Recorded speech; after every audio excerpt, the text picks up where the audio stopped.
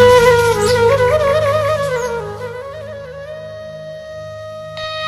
welcome guys, this is Bimoto Blog 077.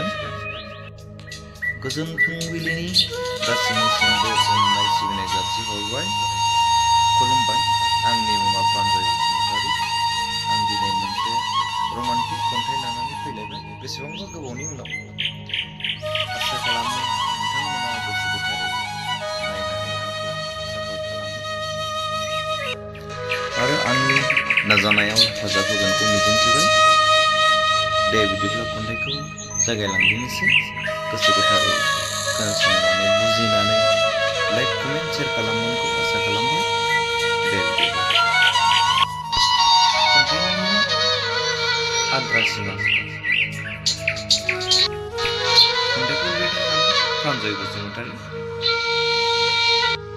जुदि गोरोन्थि जाबायोब्ला निमाहा होगोनखौ आसा खालामबाय। आं बेखौ सुद्रायनो नाजागोन। दे बिदिब्ला जागायलांदिनोसै। खन्थाइनि मुं आद्रा सिमां। आद्रा सिमां, आद्रा सिमां। बुंनो गोनांथ' गोबां दं नोंनो गोसो गोरबो सिंनि खोथा, नाथाय बुंनो हागोनानो बोरै? सैथोआ बेसो जे थांनांगौआ नोंनि अनगामोन, नाथाय थांना थानो हागोनानो बोरै?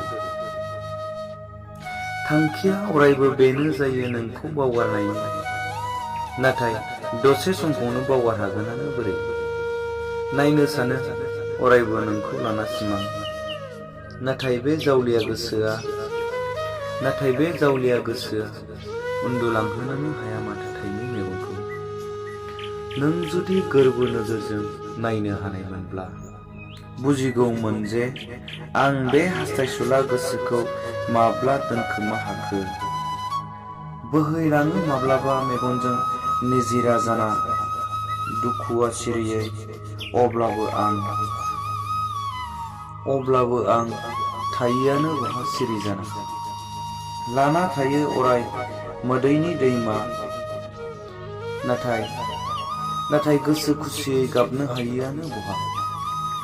गोरलै नङा नोंनि अनगा थांना थानांगौआबो, गोरलै नङा जे नोंनि अनगा थांना थानांगौआबो।